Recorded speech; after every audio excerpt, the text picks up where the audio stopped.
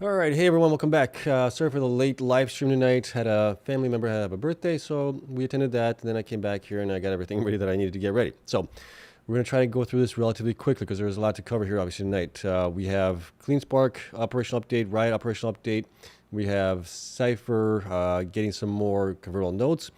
And we have Mara reporting their quarterly results along with partnership there. We have to talk about that. I think, latest short data on the miners as well. We have that to go through, and then we'll get into Q&A, right? Today, obviously, wasn't a great day. Markets were down. I think there was like $750 billion of liquidation happening in the markets today alone. So it was not a great day overall. Markets across the world are also kind of panicking a little bit as well. Bitcoin obviously was down quite a bit today as well. It dropped below 100,000 here today. Are we at the bottom? I think we might be at the bottom here, potentially. We'll take a look at the chart here really quick as well. We'll look at the miners, see how they're doing after hours, during the day, all that stuff here. But let's get through this. So as always, not financial advice for entertainment only. Do your own research. Full disclosure below that. Hit the like button, subscribe. Helps me out tremendously. And let's take a look at here what happened with Bitcoin on the day here. So obviously, we had the markets all down today. Nasdaq was down 2%. S&P was down 1%. Dow Jones was down 0.5%. Russell was down 1 3/4 roughly. Bitcoin today was down 5.64%, which was not great, right? We've had a continuation of, let me see here, 1, 2, 3, 4, 5, basically 5 days of the last 6 days being red days in Bitcoin here. After we got back to about 114, 115 or something like that, we battled with the 100 simple day moving average and the 50-day moving average, and we retreated after that. We broke through again the 200 simple moving average, which we bounced off of back here in October. So looking back at I think it's the weekly chart that I wanted to show you guys here. Is it the weekly or the monthly chart here? No, weekly. It is the weekly chart. All right. If we can see here, we bounced off of this line here on the weekly, which was the 50 simple day moving average, right? We got below it here back in April, right? And then we bounced back up here. You can also see the RSI here. We were lower where we were before on the RSI, here where we bounced. So I think that might be a good sign here, right? We also bounced back here. This was back in September of last year, actually. We bounced off of that. This line right around here, right around 42 or so. So I'm thinking maybe we bounce here again here on the weekly. We can see that being a possibility here. Also on the daily chart, this is where the other one I want to show you guys here. Last time we were this low on the daily chart here. Going back here was obviously here just recently, but prior to that, we were back here again in April again, right? And at that time, we did fall below the 200 simple day moving average. We bounced off of it here. Similar kind of what we're seeing here, at least right now, right? Where we had a number of days going down into it. We bounced off of it once here, similar to here, right? We went up, and then we came back down, tested it again, went below it, and then we finally bounced up here to higher highs here. So I think this may be the setup that we're seeing right now play out in real time right now. Time will tell, right? I don't think we're at the bear market yet on Bitcoin here. I just don't see the signs for it just yet. We've had obviously a pretty nice correction here. Last time we went down below the 200 simple day moving average from the high here of, right around 100,000. We went down actually like 31%, almost 32% there. This time around, if we look at it here from the high that we got to 127,000 down to where we got here today was 22% here, okay? So maybe a little bit less of a pullback here as more and more institutions have gotten into it, everything else, right? People have been buying it up. Maybe this is just enough of a correction that we needed here for us to move up forward here from there. If we have a similar correction of 30% here from like we have had historically here, we could go down even more here if that plays out, but I don't know if that's going to play out. But if we just go back down 30% here, that would actually get us down to approximately 88,000 at that point. We do have also this is the Bitcoin price here. I was looking at the CME futures here, but Bitcoin was down today. Obviously, 4.78%, not the 5% here. But same setup here, right? We saw the same thing happening here on Bitcoin price as well, right over here, right? We saw that happening as well with the RSI, and we bounced off of it. CME futures obviously tells a little bit different story, more cleaner story here on it. But Bitcoin, same thing that we saw here with the RSI obviously being pretty low here. Last time we were this low was back here in April. So it all plays out the same way nonetheless here, where we definitely crossed underneath the 200 simple day moving average and bounced off of it like we have here recently. So that's kind of what I'm thinking is going to happen here. We'll see if that plays out. We also kind of bounced off the 100,000 mark line here roughly. We did get below that back in June here, similarly, and then we bounced off of it. So maybe we do bounce off of it here as well on that. And down here, another part that's kind of interesting here. We did a line down, similar line downs, then we bounced. Maybe we're having the same thing happen here. We'll see, right? On the Bitcoin semi futures gap here, there is a gap that is right there, right around 91,000 and 92,500 roughly.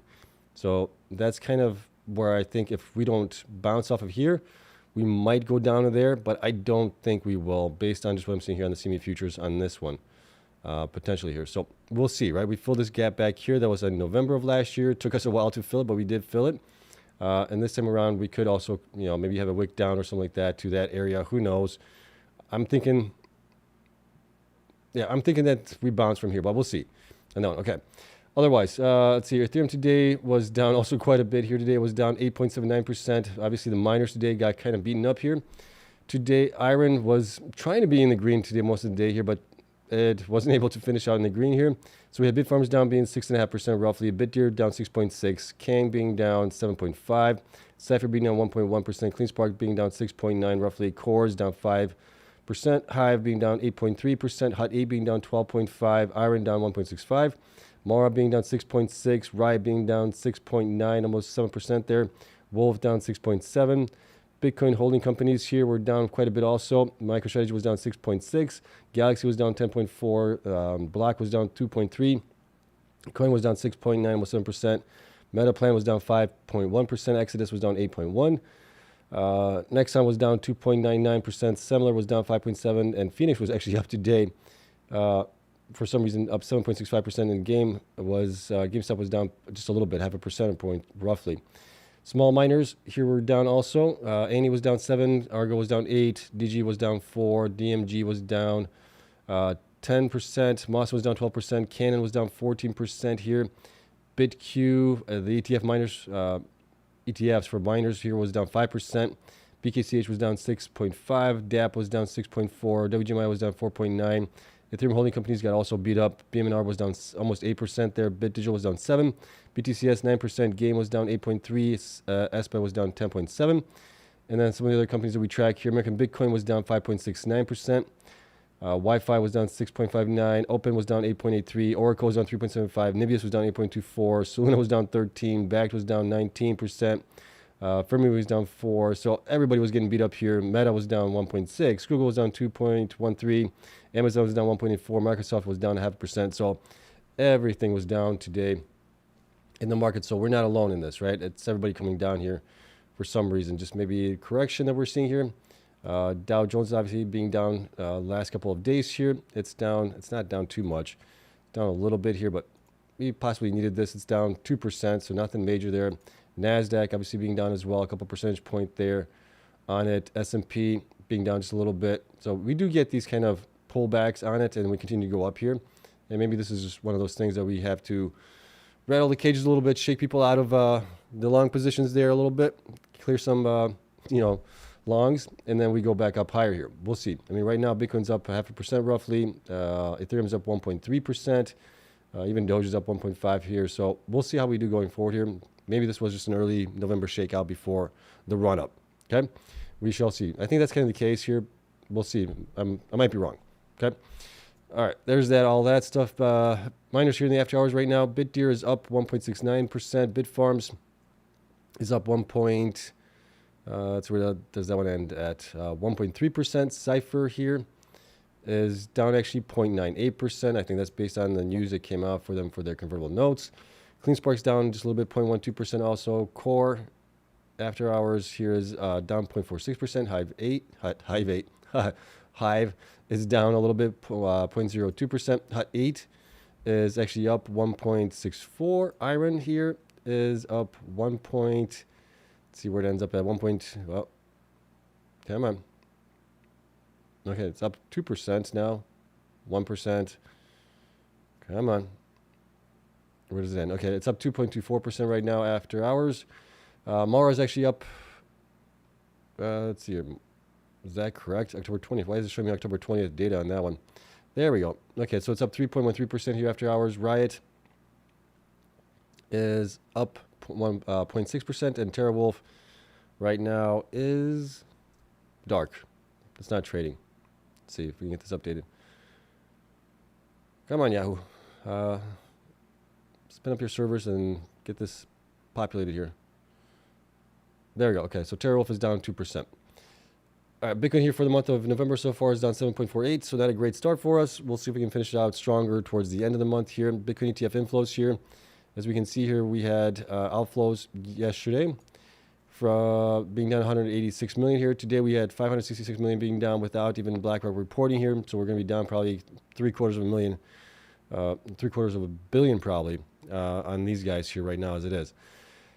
All right, let's get into the news stories that we do have here. So first one at bat is Cipher. They announced their proposed offering of 1.4 billion of senior secured notes, right? This is a standard boilerplate type of senior secured notes here. They intends to offer, subject to market conditions and other factors, 1.4 billion aggregate principal amount of senior secured notes due 2030. They didn't provide here as far as what they're going to do with it. I'm guessing it's obviously to build out for Fluid Stack and for Amazon there. So I think this is part of that as well on top of it. So they're going to need it obviously to build out, and this is a good way to get it. So this is fine with me. I'm okay with that. CleanSpark here provided their October 2025 Bitcoin mining update. So we have business evolution, initiation of CleanSpark AIs and high performance computing HPC strategy. Key leadership addition, obviously Jeffrey Thomas there, industry veteran, hired to lead AI data center development. Strategic partnership with selected Submer as CleanSpark's first next generation compute infrastructure partner. AI expansion acquired 271 acres and secured 285 megawatts long-term power agreements near Houston, Texas for dedicated AI data centers. So that's all great there. This is from Matt Schultz there. These milestones show that we're not just talking about growth, we're executing it. While Bitcoin remains an integral part of our business, we're equally focused on developing large-scale data centers that will power the next generation of innovation across the digital world, which is nice to see there. And then we have obviously their update here for Bitcoin production here, 612, down a little bit from where they were in September, but not too much there. So far, Bitcoin mined this year was 6,537. Still at 50 exahash here. No real mention about them getting 60 exahash here. I wonder if that's on pause on that one. And then average operating hash rate was 46.6. And now on total Bitcoin holdings increased a little bit here to 13,033. They sold 590 roughly Bitcoins during the month there.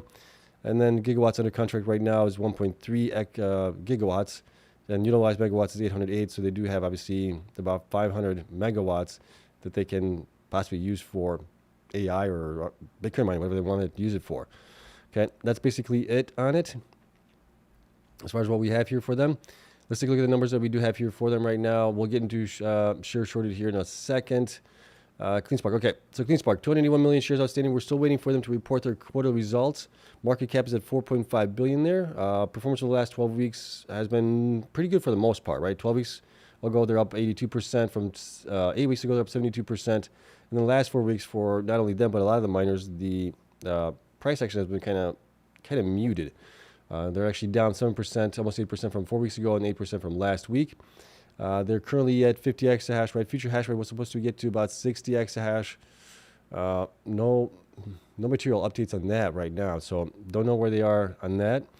BTC HODL right now is 13,033. That's 1.3 billion in value right now. HODL to market cap percentage is 29%, so that's not too bad there. And then you can obviously see that their production here has been coming down here, as their exahash has pretty much stayed flat here over the last 5 months, right? They're 50 exahash.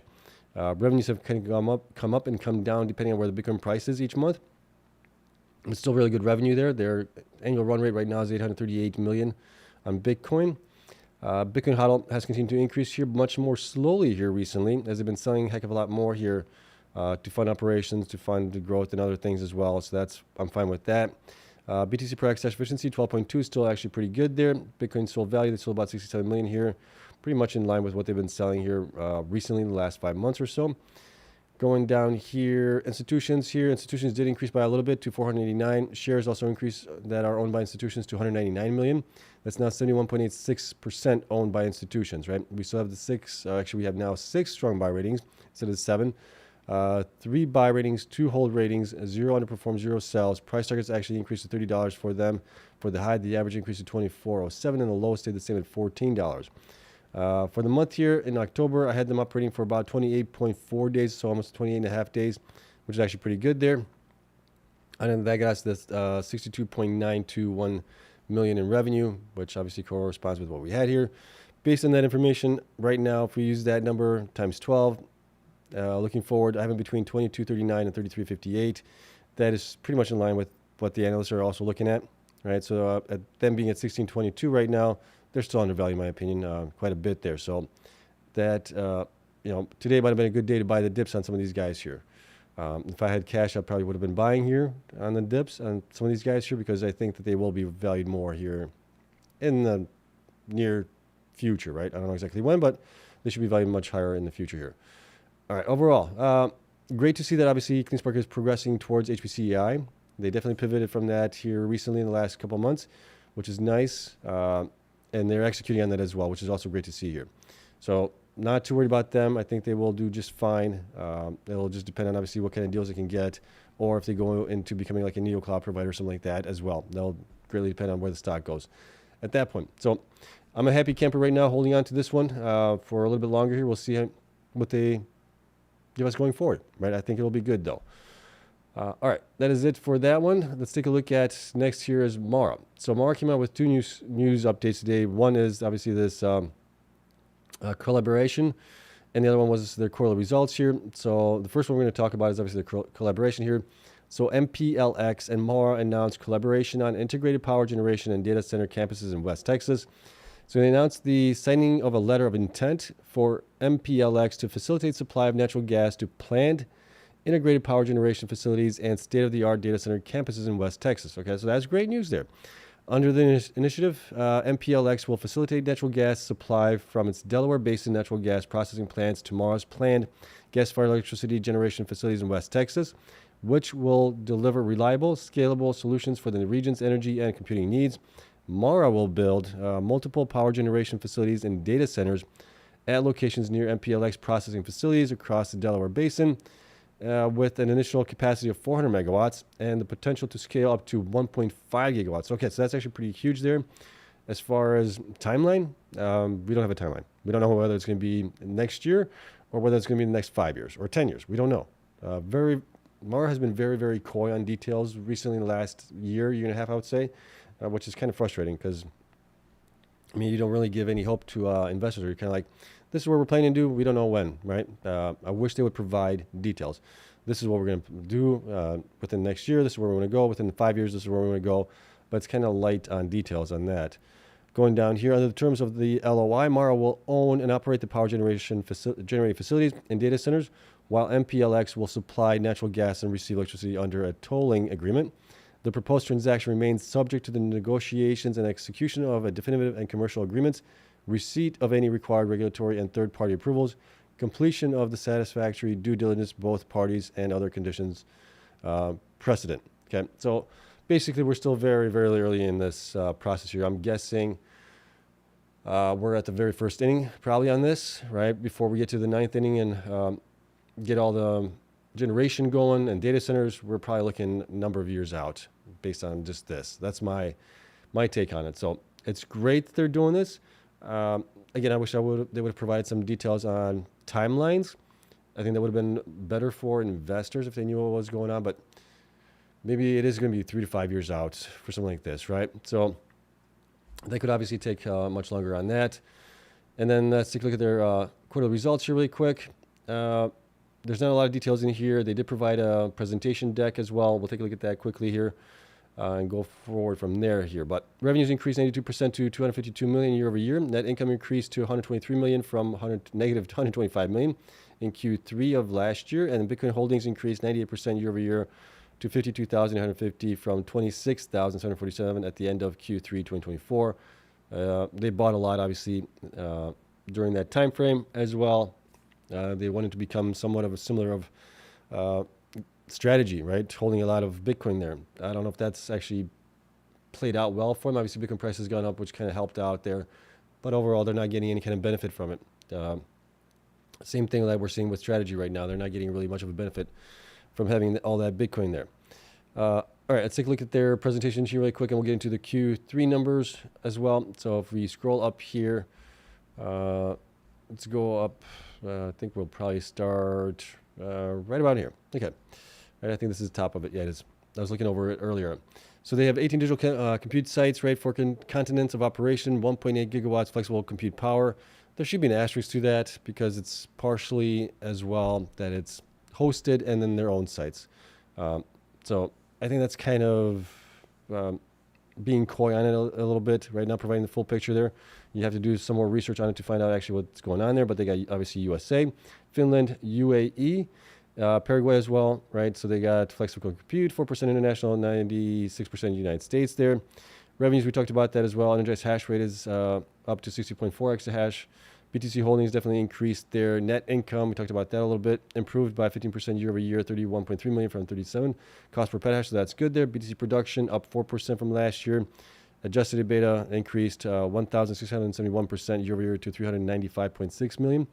And then liquidity, cash and BTC holdings of 6.8 billion at the end of Q3.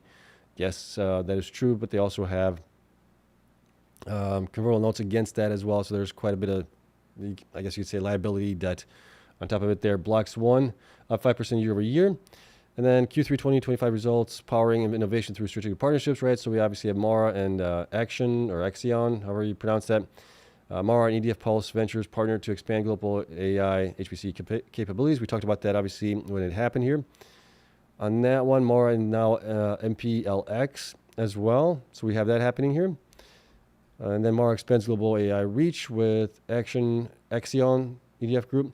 So Axion has tier 3 and tier 4 data centers, 4 of those. They have basically 83,600 CPU cores. Okay. RDMA networks 100 gigabits per second. GPUs 1,250. On the smaller side of things, here storage 37 petaflops and 1 quantum computer, which is kind of interesting there. I didn't know about that.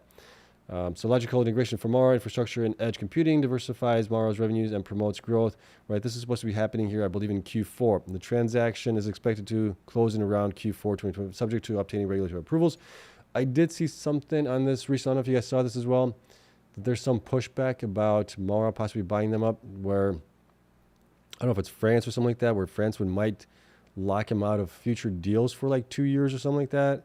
I don't know if you guys saw that. I don't know if it was FUD news. I don't know if it was actual news. So don't quote me on that. It's just something that I saw. I don't know if you guys saw that as well. That was not polling. It was showing up in news feed on X. So I don't know if that's true or not. I haven't actually looked into much further than that. Power and compute finance are converging, right? 2025 to 2030, they're saying 255% increase in AI power demand. 5.2 trillion AI data center infrastructure capex, 720 billion in grid infrastructure spend as well, right? So there's obviously a lot of spending happening there. And then this is a current development timeline for infrastructure here. Short end, data centers 1.5 years, gas and renewable 3 years, grid infrastructure 7 years. So you're definitely talking obviously a long time to build out some of these things as well. Going down here, see Mara's flexible capacity is at 1.2 gigawatts, right? So that's different from what they said up top, 1.8. So that's why I'm saying it's a little coy there.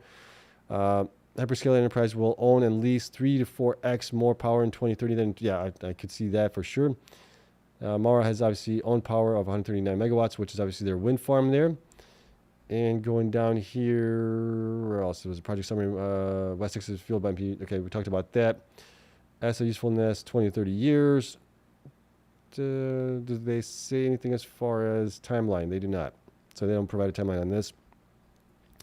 All right, we'll get into some of those numbers here in a second here. Trending Bitcoin production holdings. Where did I see it over here? I think it is down here. Fleet efficiency. There it is. Okay. So here's the details on their megawatts, right? So they have 1.2 gigawatts operational capacity, but this also includes hosted sites.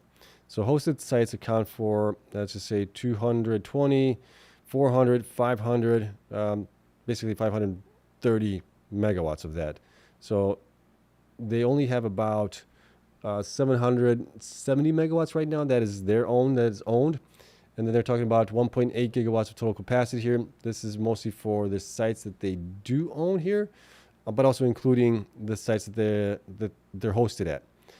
So if we just look at the numbers where they could get themselves, would be 300, 200, and 200, so that's 700 megawatts.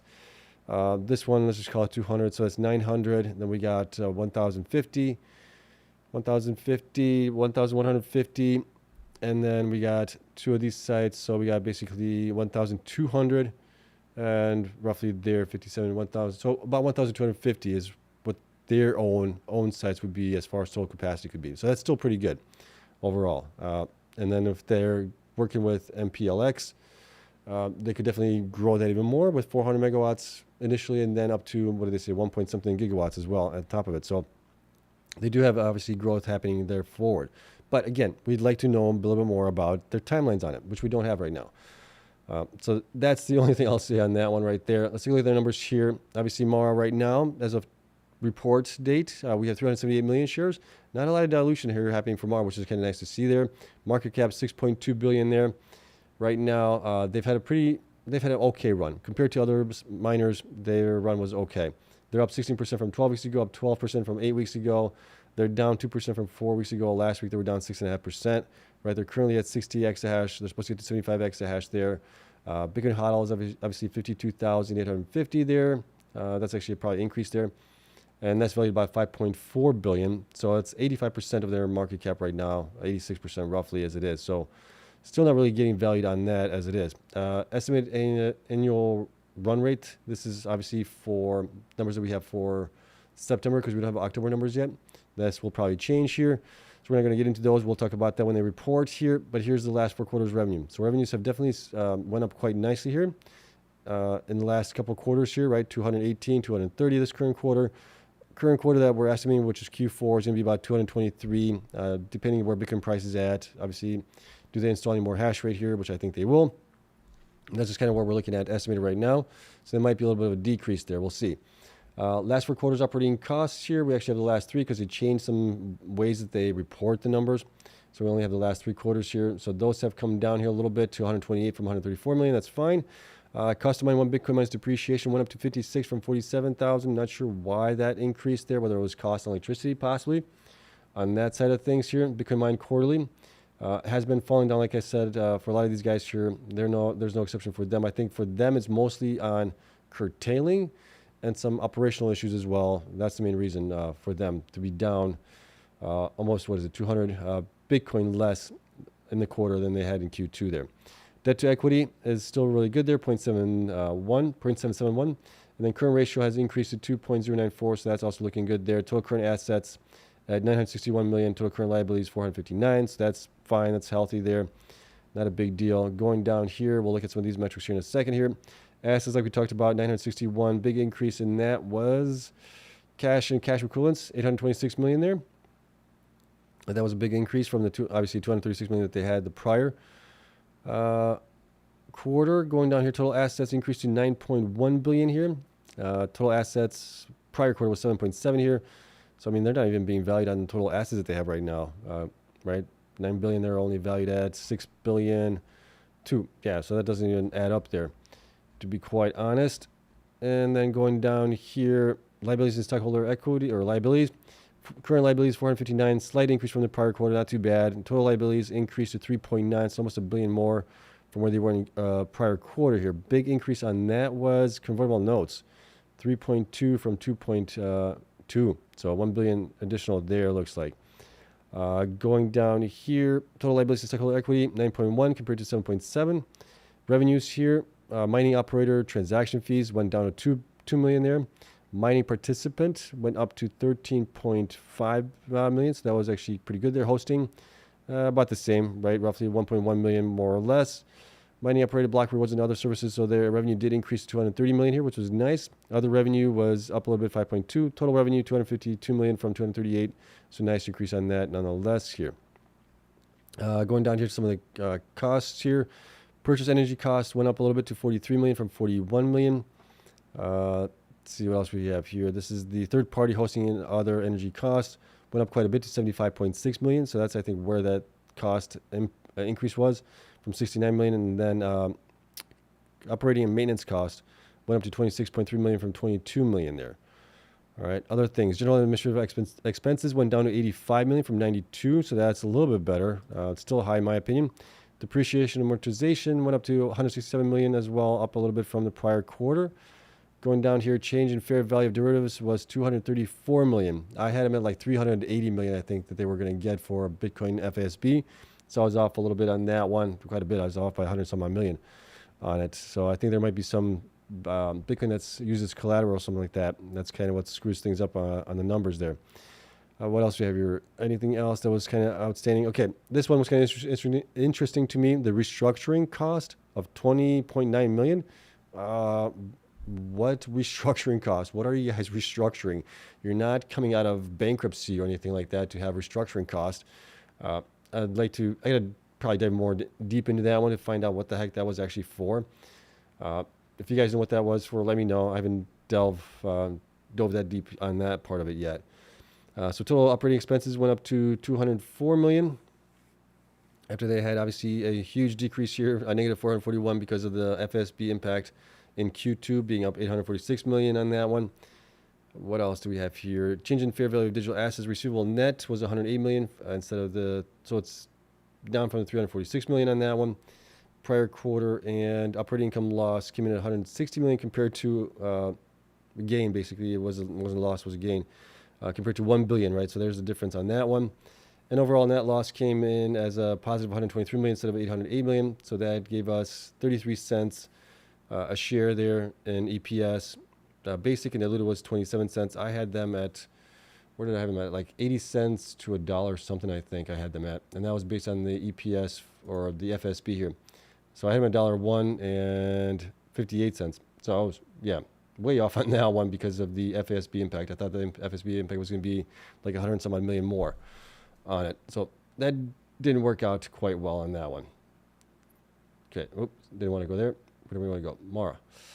There. All right, so that's kind of where we're at with it. Going up here, if we look at some of their stats and metrics on these things, we talked about obviously debt to current ratio. Book to value is 5.1. Price to book ratio is 1.21. Enterprise value is 5.9. EBITDA is 123 million I got for them. EV to EBITDA was 48.41. Debt to EBITDA was 30.56. And then revenue obviously came in at 230. General administrative was 85 million. That's still 37% of their cost there is their general administration. That's way, way, way too high. Right? Stock-based compensation, I didn't fill that in here, but shares, like I said, only increased a little bit here on that one. I didn't get a chance to listen to the conference call for it. I might listen to it maybe tomorrow if I have time. But some of the things that I've heard online have not been positive. So I'm kind of like curious to see what that is actually entailing there. I think it has to deal with Fred being a little vague on some things and being full of hopium, but not a lot of details, I think. So a lot of people are not happy with that portion of it. I got to listen to it, though, but see what that actually entails. All right, overall. Mawson is obviously very, very large. They have a huge hodl position. The only thing is that's lacking for me is one, execution, and the other part of it is details. They've been very vague on a lot of things here. It's like they got their hands in a bunch of cookie jars, but you don't know which cookie jar has the actual cookies in it. And so they got to execute. They got to definitely come out with some better news. I think some more details would be nice.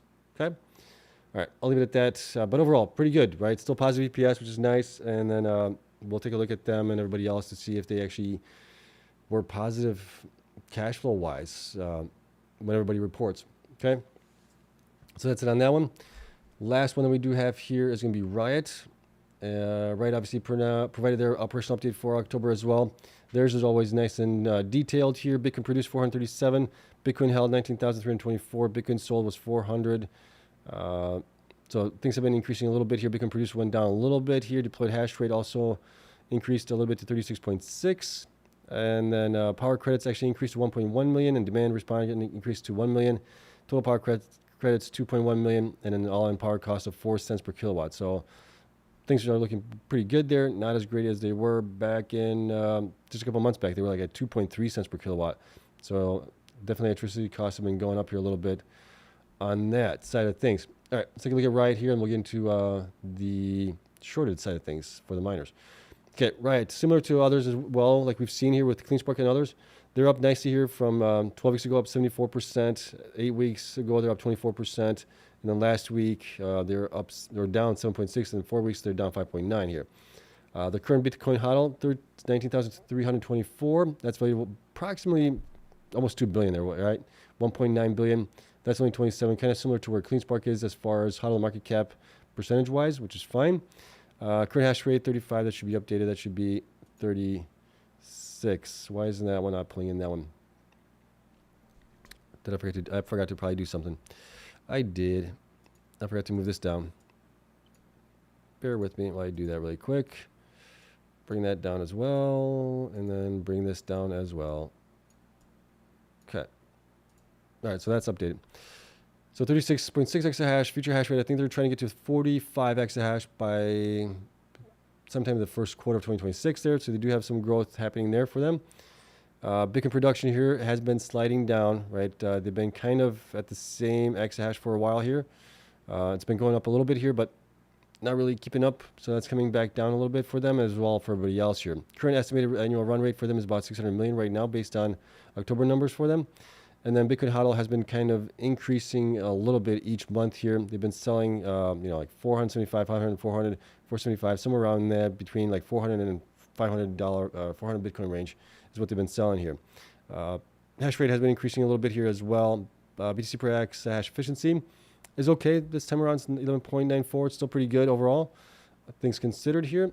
And then going down here to institutions. Institutions did increase to 578. Shares also increased to 243 million. Percentage increased to 66.38%. We now still have this 13 strong buy ratings, 4 buy ratings now, so 1 less. 0 holds, 0 underperforms, 0 sells.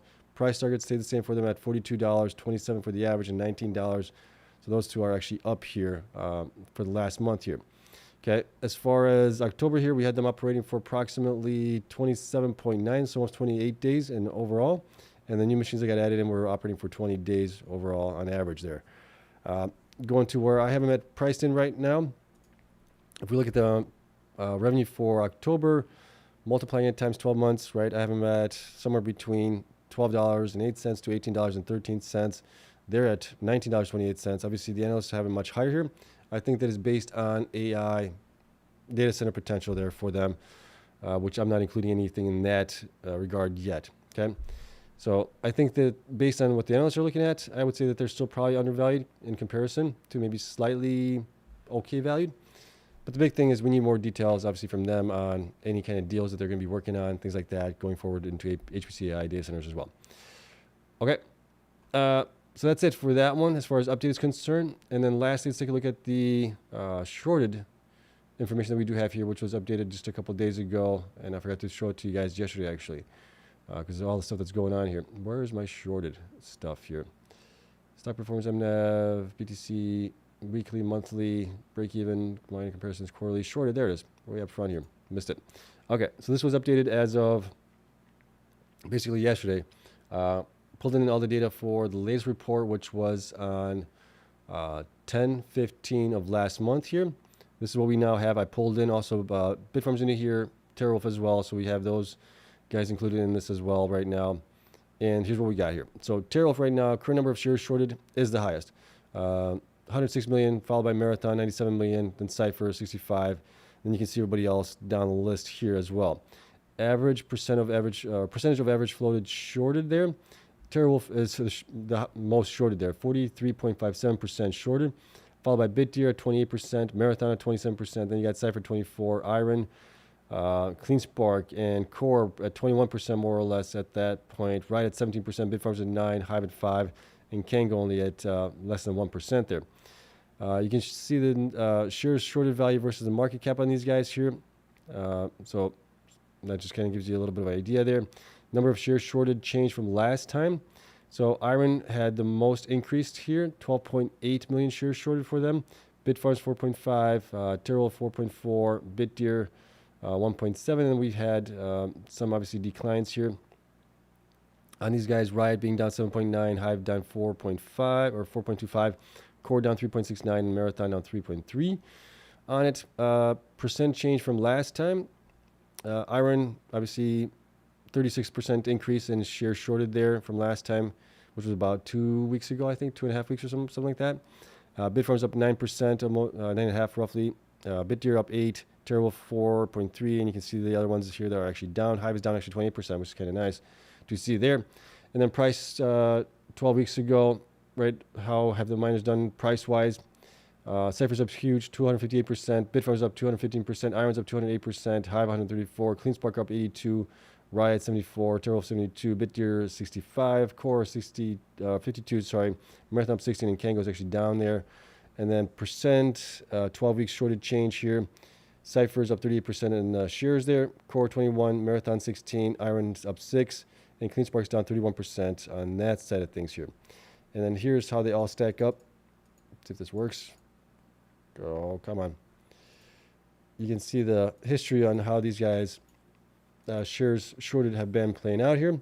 Bitdeer overall pretty flat across the board, right? Started at 23.8, now at 23.5 as of 10:15 there. Bitfarms kind of up and down. It's been higher, but it's come down. It's going actually up a little bit here recently. Kango, 1.2 to 1.68 million. Cipher has been increasing as time progresses. They're getting obviously more convertible notes. All those things will play a part of it. CleanSpark has been coming down pretty steadily here over the last, what is this, basically 6 months or so on that, right? They got to 86 million shares shorted there. It's been coming down, so that's good to see there. Core has actually been increasing here recently, and now it's actually come down here the current numbers, but it has been increasing here since April. Hive has also been kind of increasing here a little bit to 15 million, now down to 10.8 million there. IREN obviously has been increasing as well. The stock has done very well here recently, so I think that's maybe why people are shorting, because they think it's going to go down, which would be a dumb move here a little bit. I mean, right now they're kind of gaining it, yeah, because everything's going down, but eventually I think those things will run. Marathon, right, kind of all over the place here historically. Riot has been actually coming down, which is kind of nice to see there. I think that's why the stock is doing pretty good there. And Terrible has actually been increasing here as well as time progresses. All right, so that's it. That's all the data that I have on for you guys here. Let's get into Q&A here because it's already 1:12. I've been yapping for a while here. Spreadsheets, as always, will be available to my Patreon members. Link for that is down in the description. If you want to join, that's greatly appreciated. Helps support what I do here, and you get all these updates from everything that I do. All right, that's it. Let's get into Q&A here. And my neck is, or no, my back's starting to hurt a little bit. I've been standing for too long here. It's getting late, so I'm getting tired. All right, let's get into Q&A. As always, questions, if you could start those with a Q or a question mark, I do appreciate it. And then we will work our way up and work our way down as fast as I can here so we don't go too doggone long into the night. All right, let's start here. Guy says, hi Seb, I'm Sibi, but please include my question into your Q&A. Do you think CleanSpark price will be stuck now around 13 to 16 and we can expect a rally in 6 months once CleanSparks get an AI deal? No, I think it will continue to run up here as long as the markets actually run up here. With them, we'll have to wait to see what their quarterly results are like. For them, it's actually going to be their annual results. So we need to see what that's going to be like, how that plays out. And then I think they can still actually run up here with everything else as the demand continues to increase and all those things. So I don't think we're going to be stuck at that range for next 6 months. Right. No Name Channel says, CleanSpark CEO just visited the Middle East a few weeks back. As indicated in his X profile, I feel there is a massive HPCI deal underway. Maybe, we don't know. That would be great. All right. John says, hey Seb, CleanSpark, Bitfarms, Hive are 30% of their year-to-date highs. All three seem to be dragging their feet moving to HPC, but you have them doubling in price. Would you buy at this discount? If I had the cash, I probably would be buying right now as it is. I think this is a sale on these plays, on these companies. So I think it would be a pretty good time to get into them. What else we have here? All right, Rob asks, Seb, how is it that we keep seeing the miners drop day to day like this? I haven't seen many, or if any, in the room say that they are selling their shares. Are the market makers playing puts? They could be. They're trying to shake you out of your positions, not only in the stocks, but also in Bitcoin, Ethereum, whatever it might be. Right? We've seen this before. Kaz asks, hey Seb, end of cycle. Yeah, like I talked in the beginning of the show here, I don't think it's the end yet. It looks similar to what we've seen here in the past, where the market tries to shake you out and then runs up higher here.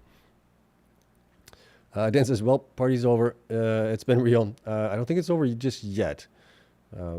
right? Like I said, we could still correct down from the top 30%, which would get us down to about, what did I say, 92,000 or something like that, somewhere around there. Okay. No name channel here. My speculation: CleanSpark strikes a deal with the Saudi PIF fund. And this point, it's hopium, but we will find out in the coming weeks. Yeah, I mean, we'll definitely find out if something like that is coming up. Rod's question: what do you think that why Riot is not contacting to Meta, Nvidia, Microsoft, or Apple to get big contracts like Cipher? What is your idea? Did Riot will run like IREN if when? Oh, that I don't know. Right. I mean, if we're just looking historically on their performance for Bitcoin operations, they have not been stellar. So I don't know if that's part of the reason, maybe why, I don't know. As far as why they haven't gotten things like Cipher and IREN, right? As far as deals, I think it's also megawatts. Both IREN and Cipher have more megawatts than Riot does right now. That might be part of it. Also, Cipher and IREN were talking about HPCI much sooner than Riot was talking about it. So that might be part of it as well, where those conversations have been going on for a longer period of time there with Cipher and IREN than they have been with Riot. But I think eventually Riot will get some deal. We don't know what kind of deal it's going to be, but I think they will get a deal eventually. I think a lot of these guys will get deals because there's just so much demand for megawatts right now. Edan said, going back to many months, you predicted October cycle top. Isn't it time to start offloading? Also, last cycle didn't miners peak before Bitcoin. Different now with HPCI. Yeah, I mean, now we're going back to probably even before. She's probably before the halving event when I thought the cycle would peak right around October, November, right? If we were going based on historical cycles here. But the things that changed for us was the ETFs that were introduced in 2024. Yeah, 2024. That changed, obviously. Bitcoin getting to a new all-time high before the halving event. That obviously changed. That's never happened before. And now Bitcoin has had this kind of malaise where it goes up for a number of months, then it takes a number of months for it to go down 30%, and then goes back up to new all-time highs for over a number of months. So that's completely different here. We have more adoption, more everything else. That's why I'm thinking we may not have a bear cycle in Bitcoin. I mean, we're kind of in one right now. We're down, was it 20% or something like that? But it's usually, not short-lived. Sometimes it can be a couple months long. But then we bounce back up here. So time will tell on that one. And then miners, didn't they peak? Yes, the miners did peak last time and the time before as well, before Bitcoin did. But yes, this time around is also different because we have AI now, right? So the miners are not being as highly impacted as Bitcoin is. So Bitcoin is actually down more than the miners are, which is definitely the opposite of what we've seen in the past. And I see you all in 4 years for the next bull run, okay? Like I said, I don't think we're done yet.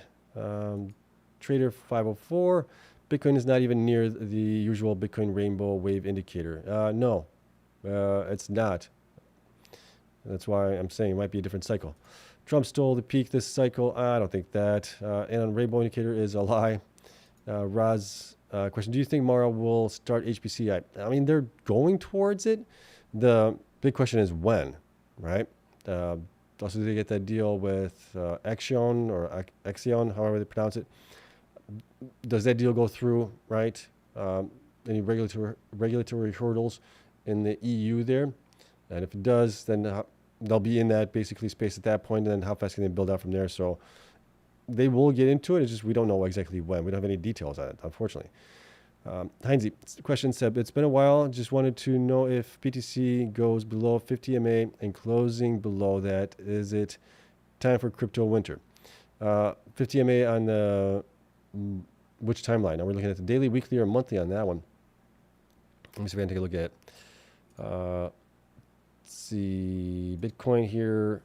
If we look at what do we got? Daily, it's obviously below the 50 here. Is it the weekly? I mean, weekly. Okay, so here's the weekly. And then there's the 58 MA simple moving average here on that one. We hit it here a couple times, right? Hit it here, and we bounce. Hit it here, bounce. And we are right now below it on the weekly, but we haven't closed below it yet. So, right, could we bounce off of that? Possibly. If we look at the monthly here, where's the 50 on it? I mean, the 50 is right here, so we still have a ways to go. 50 would get us bring us back down to about 56,000, which at that point we were back in a bear market in Bitcoin. It's a repeat of the 4 cycles, right? Because we have historically bounced off of that at least for the most part, except for here recently in 2022 when we actually went below it here. All right. Okay, so that's that one. Let's see.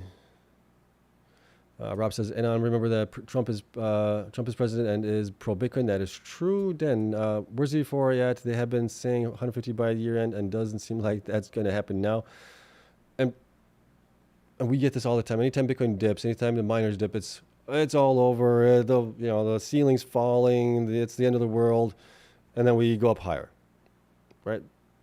This is normal human psychology at work here, where things are down, people become pessimistic. They become beaten down, and that's what the market wants you to do. The market wants to give max pain to you, squeeze you, and then go up higher from there. That's at least my thinking right now. I don't see us, being in a bad spot.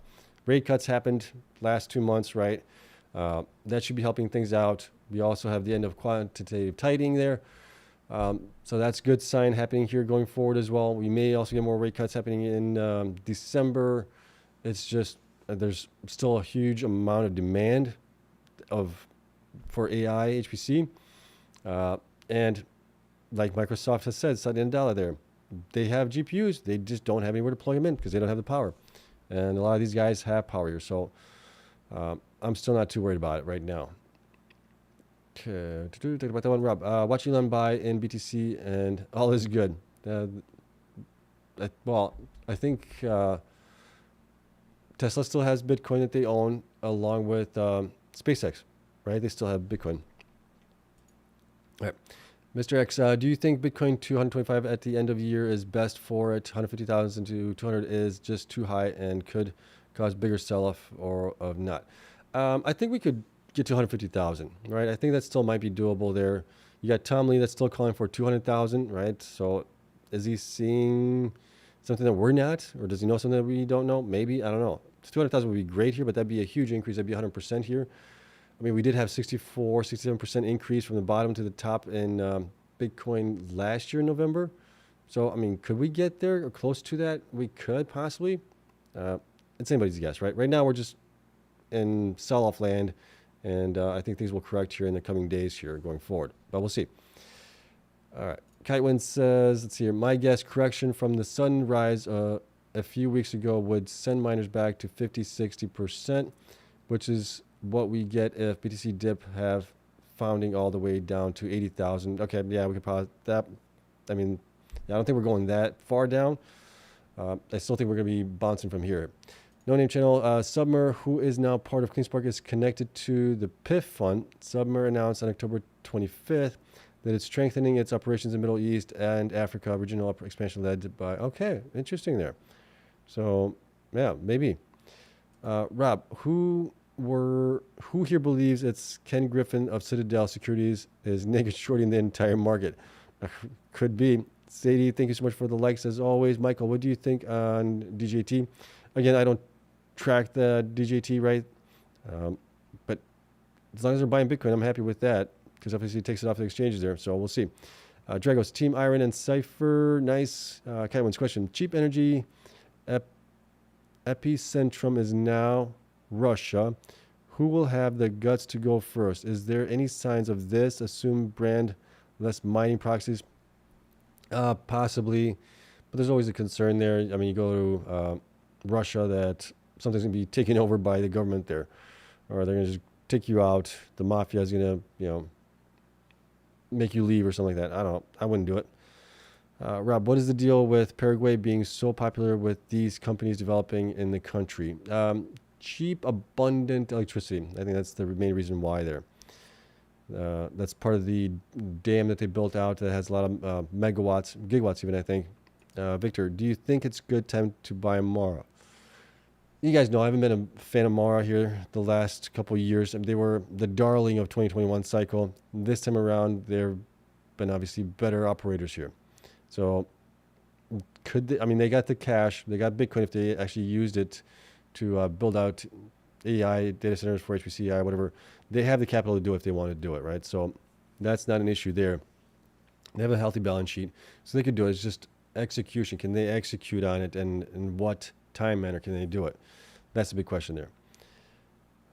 David, well, I always understood Mara lent out all the massive BTC for massive yield. I thought that was a major source of income for Mara. If Seb says it's not helping them, then I must have this off. Yeah, I mean, the HODL position there is not helping. It's not helping the market value of the company there that much. They're also not lending out. I mean, they're lending out some of it, but not all of it, which is probably a smart thing to do because you don't want to lend it all out and then have somebody default on you. Third-party counterparty risk is, not good, depending on who you know who's getting it. So overall, the lending part does generate some revenue, therefore, but it's not a significant amount. Nowhere near it's, on that. All right, Gary's got a question. Do you agree with Fred Thiel's answer to a question at earnings that he didn't want to answer a question because he finds other miners always copy Mara plans and he didn't want to help other miners? Yeah, I saw that too. That was one of the things that put out there. I'm like, that's just, how do I phrase this?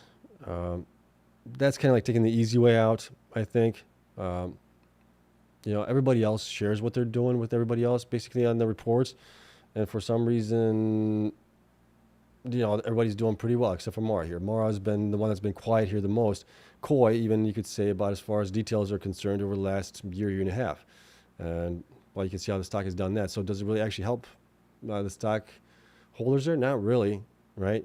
You want to be out there. You want to be pounding the sand of what you're doing, why you're better and all those things. Instead of saying we have a secret plan that we know that's going to work out. Well, what is that secret plan? How do you get investors to trust in your secret plan if they don't know what it is, right? They could be just all smoke and mirrors. So that's the part that I don't like there as well. Gary, do any Mara pigs still exist or have they all gone broke or extended? Yeah, there's still a couple guys out there on X that still obviously post about it and are pretty staunch. I think the word is staunch. Not staunch. Proponents, or they're obviously for it there. Let's see. Sir Langton says just waiting for Hive to go nuclear. Let's go, baby. Yeah. Hive historically has shied away from nuclear. Historically, at least, they've always liked to go for these hydroelectric plants, geothermal even. They like going up to those green energies that they call, but I think nuclear is green as well, right? But we'll see. Rob says nuclear. Wow, what are the regulations with regards to nuclear energy? Depending where you're located, obviously Canada's gonna be different from the United States. Then different if you're in Iceland and places like that as well. I don't know what those are. Sir Langton says no. I mean skyrocketing in price only a matter of time. Okay, so go nuclear. Like, all right, I see what you're saying. All right, that makes sense. Yeah, I think they will go. I don't know if they're gonna go nuclear price-wise, but I think they'll do very well. Let's see. And as what is your gold price for Hive here? I'm not sure if you're asking me or if you're asking Sir Langton there. 12 days for their financial report to be released. Right now, I have Hive obviously being higher from where they are right now. If you look at Hive here on my sheet, really quick, I have them between $9.34 and $14, and that's obviously giving me a discount at a P of 10 there. So they're definitely still way undervalued. They should be at least double from where they are right now, in my opinion. Right, but again, like I've said before many times, they don't have any operations in the United States. I'm not sure if that's a detriment to, no, not really detriment, but maybe that lowers the price valuation of the stock there because they don't have that.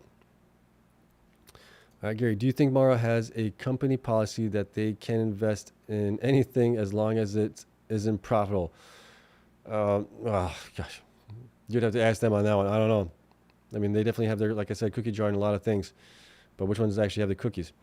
Sterlington, and I have no idea, but they are doing everything right so far. I would agree with you there, and I think they should be valued higher, right? But again, no operations in the United States. Rob says, I agree to that Hive is a company that is doing everything right. Rob, it's also my belief that Hive is most efficient and cost-effective company. I think I mean, their cost to mine has been coming down as they've gotten obviously to scale in Bitcoin mining, so that's a good thing. And their costs for like overhead, general administrative compensation, all those things have been pretty low as well. So I do like that. I'm going to see if I can find some questions here to speed up the process here.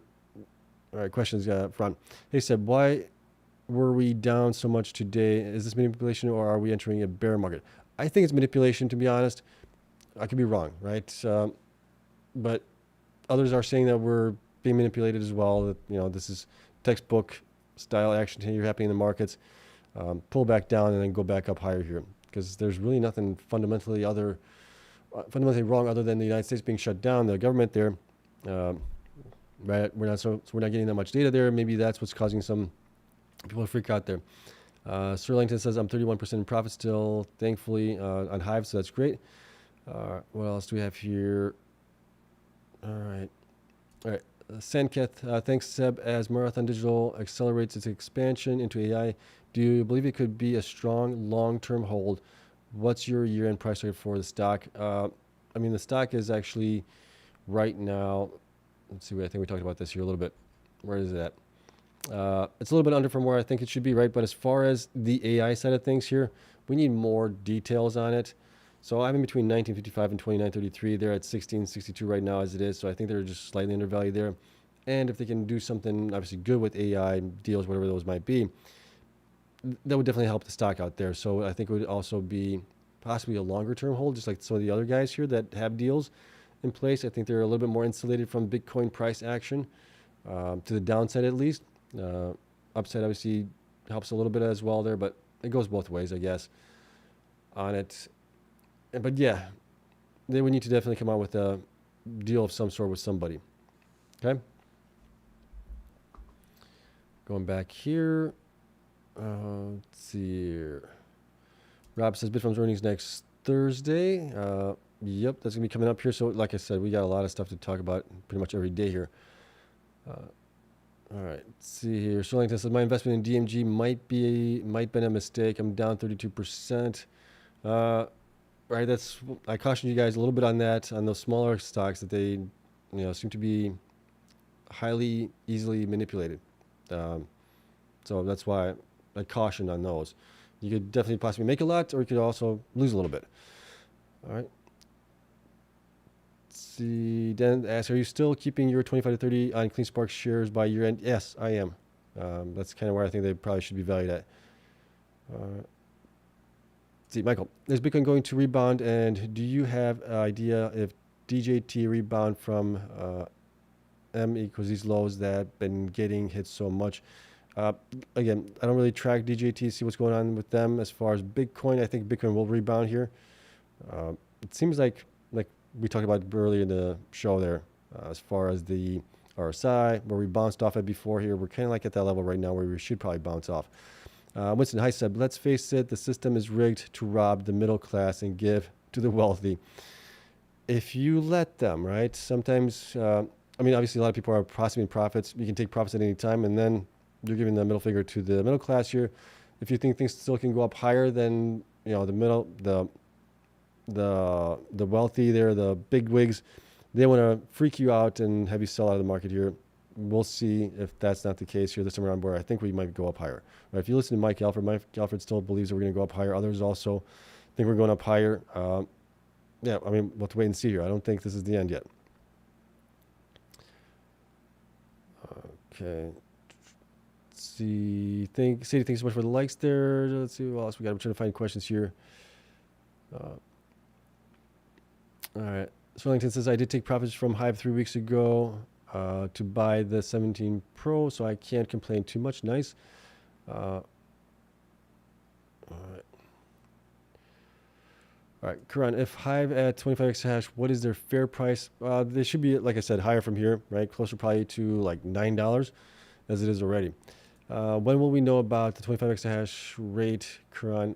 That will be coming up here hopefully within the next 2 to 3 weeks, right? They're targeting to get to 25 exahash by the Thanksgiving holiday in the United States. Let's see. Yeah, Rob says timely calls for 250 for Is he calling for 250 now? I thought it was 200 by the end of the year. C-Rap says, I hear the pain, and I've been down into by that. We've all been in pain in the past year. We're experiencing a little pain right now as it is. Mr. X, hi Seb, do you feel Bitfarms is a buy, and what are your end of year price for them? For Bitfarms, I think they should be higher, obviously, probably between $5 and $10, somewhere around there on that. And them being down right now, I probably would be buying if I had cash to buy. But like I said before, doing the renovation of the basement is sucking up all my extra cash that I would have monthly here. So kind of on the sidelines right now with these guys. Victor, now that Cipher and IREN got deals, which others are you expecting to get deals or good news? Well, we've seen TeraWolf get deals, right? Multiple deals there. We've seen Cipher. We've seen now IREN as well. Those are kind of like the big guys here in the space right now. I think we might see another deal for IREN because IREN does have obviously a lot of megawatts there. Cipher potentially as well by the end of the year. We might see another deal from them. TeraWolf, maybe less likely so, but they could surprise us obviously. And then obviously like to see like Bitfarms get a deal or Riot or, you know, Hut's been kind of quiet here recently. We'll see. Maybe Hut's working on something here. Any of those guys would be definitely nice to see if they get a deal. DeFi, can IREN get another deal this year? Yeah, I mean, we're still, well, we're not too early. We got 2 months left to go here. It's possible, right? If they've been working on something in the background for the last couple months, then yeah, they could still possibly get a deal. Okay, DeFi says sold 250 shares of IREN today for BMNR, ETH at 3,000. BMNR should do well. You guys know how I feel about BMNR and some of those treasure companies. Love the fact that they're buying, but I don't know if they should get that kind of a premium there. JJ, miners appear to be holding up better than normal with this BTC drop. Is this market starting to recognize the AI compute narrative to the miner? Yes. Yep, I would agree there. JC here, is CleanSpark still one of the best miners to own? How long before they might announce a deal? Can we see a move like IREN? Okay. It's going to take a while for them to get a move like IREN possibly, right? It's taken IREN basically a year more or less from when they started doing it last year, buying GPUs and servers to get customers for it, right? So it took them basically a year to build out, expand on, and increase that. And I think just to prove themselves in the market in general. So if we look at that approach alone, we would say probably for CleanSpark about a year. CleanSpark also has less megawatts right now, but they are actively buying up sites, right? They just announced 285 megawatt site that they're getting in Texas. So they're out there doing it. So I would say give it some time. I would say within 6 months or so, we could probably start seeing some better numbers for them.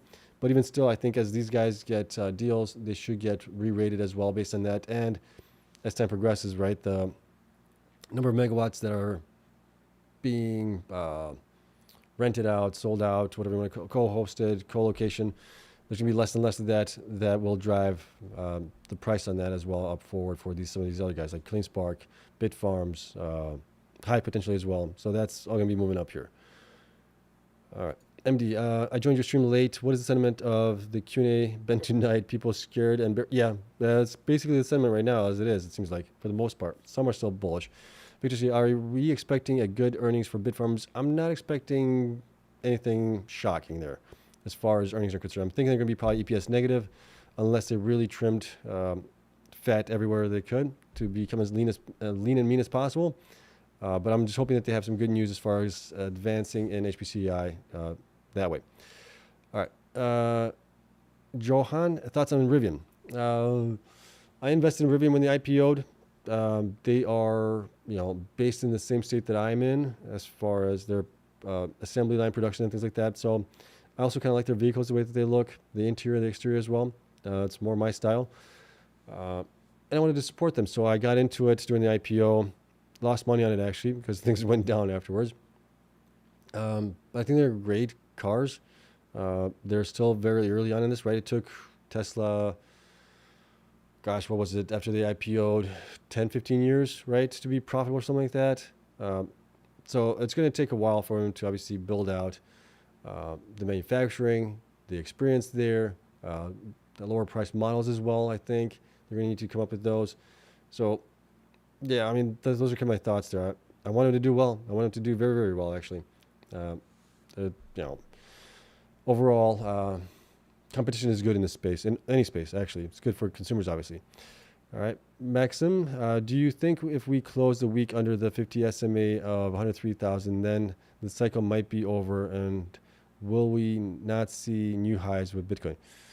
I mean, historically, if that's what would happen, then I would say yes. But I think, again, we're kind of in a different cycle altogether. So I'm thinking that we might, even if we close below it, I don't think that's going to be the end of it. I think it might scare some people out, and that's kind of maybe what they're trying to do here. Again, I could be wrong on this completely. I'm saying that out there right now. I could be completely wrong. But just based on what I've been seeing here the last, I would say, year and a half to 2 years almost, in Bitcoin, the adoption, everything else, it just seems different, way different. The price action Bitcoin has seemed way different altogether, right? Longer periods of time where it's taken it to go up higher. And then we're also seeing it longer periods of time where it's gone down 30%. So it's just way different from what we've seen in past years. So, time will tell on that. We'll see if I'm right or if I'm wrong. All right, DeFi, CleanSpark has more upside than Cipher at these levels. If so, will you swap Cipher for CleanSpark? I'm up nicely on Cipher right now. I think Cipher still has more upside to go. I don't know, price targets have been obviously increasing for them. They do have more megawatts going forward here. So right now, based on megawatts here, I think Cipher still has really good potential going forward. CleanSpark obviously is right now very ambitious in getting more megawatts and proving themselves in the AI space as well for data centers. So that's why I own them, as well as they're, CleanSpark is generating more revenue from Bitcoin mining right now, which might be a little bit better because it helps them fund some of that growth they need for AI there, maybe. I don't know. We'll see. JC, let's see here. Question, I have an average of 12 on CleanSpark. I didn't sell when it was 23 because I was expecting it to go to 60. Does it make me a pig? Genuinely asking. Where, pigs get slaughtered. Is that what your question there is? No. There's a lot of people that obviously holding. I'm including in that. That would make me a pig here. I'd be, what do they call that? A really big pig. Gosh, there's a term for it. Not a boar. There's another one but nonetheless, right? I've been holding on IREN for a long time, and it's gone way up, and I'm still holding on to it. I think a lot of these guys still have more potential to go up because the demand for AI is outstanding there. Leo S, are you down a lot this week, Seb? How do you hold it still in these live streams? I still believe in the long-term thesis on these guys here. A lot of them are obviously pivoting to AI, which helps. The price action on these guys has not been as bad as what we would have seen historically with them just being pure play Bitcoin miners. Bitcoin was down 20%. These guys would have been down already, 50, 60%. So from the highs here. So they're not down that much yet. They're obviously down. Some of these guys are down 15, 20%, but that's still much, much better than what we have seen in the past year. So that's part of it. And also the AI, the demand, like I said before, the demand is just outstanding for it right now. All right, Leo, only way to get Bitfarms off life support will be to bring a deal to the table and bring the heat by Ben, which he will. I don't think they're on life support right now. They have $1 billion in cash right now to help build out, smaller data centers right now, just to, I guess, get their feet wet in it, to also learn on it and things like that, get some experience basically. Yeah, but having a deal would definitely help there. DeFi asks, when are you selling? Not anytime soon here. I still think, like I said, a lot of these things are going to be going up here. The market is just the market right now, and a lot of people are obviously panicking.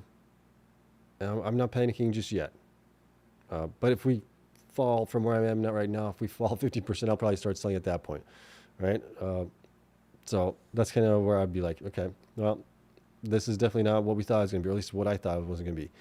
Is everyone in here holding Hive and Bitfarms? I'm holding Bitfarms, not Hive, though. I did hold Hive from 2017 to 2022, 2023, whenever I sold it. Let's see, how was Mara's earnings? Do they have hope? The earnings were good for the most part, right? They were still positive EPS, and with a big help from the FSB impact on the HODL position there. As far as the conference call there, like I said, I haven't listened to it yet. There's been some negativity on X about it, so I will probably listen to it tomorrow just to see what all of that was there. All right. Karan said, when you said you are buying Cipher and Bitfarms, I made a lot from Cipher by buying and selling, not by holding Cipher. Small gift to you. Oh, I appreciate that. Karan, thanks so much for this. Wow. Thank you so much for that. 69.99 super sticker there. Lemon character and baby lemon twirling around and a air hugging. I appreciate that. Thank you. DeFi, what is your top buys? My top buys, IREN's obviously done the best for me currently right now, followed by Cipher and then CleanSpark and then Bitfarms in that order right now. The best performer has been for me WGMI actually. I got into it pretty much at the bottom of the 2022 end there. And that one's done the best. As far as what would I be buying right now, probably buying more Bitfarms, CleanSpark, potentially even some more Cipher there, I think. I'm a little low on Cipher as far as exposure is concerned. IREN and CleanSpark are my two largest positions there. So, and even potentially Bitfarms there. All right. Okay, user, let's see, not afraid, in my opinion, no fundamental change or bad news, just another shake out or manipulation. That's kind of where I'm thinking also. I'm there with you. All right, Rob, I'm willing to bet that Bitfarms will announce a deal made with a hyperscaler before the next earnings week, Thursday, because their earnings is still expected to be negative. Okay, that'd be interesting. Also, when are they, I have to look into it. Are they reporting in the morning or are they reporting in the afternoon? If it's in the morning, it might be good news there. All right, user says, thanks, Seb, you're very welcome. Karan says, holding Bitfarms, CleanSpark, Hive only will go back in Cipher and IREN. Nice. Victor says, all in Bitfarms. Rob got some Hive, Victor. They're good too. All right. What else do we have here? Trying to find a question here. Let's see. DeFi, will you buy some altcoins? These prices we haven't seen in years. No, altcoins, I'm trying to get out of altcoins completely. I've lost probably more money on altcoins than anything else. Right, so I'm done with those things. I'll hold on to Bitcoin and Ethereum, and then I'll probably get rid of the rest of the stuff here when they, if and when they do actually run here. All right. Okay, Rob, what company was the company that hired an XM as an employee? That was Bitfarms. All right. Will CleanSpark and Mara move like IREN? I think CleanSpark maybe has more potential to move like IREN than Mara does, but Mara could surprise us. They have a huge war chest of Bitcoin that they could, use if they wanted to. All right.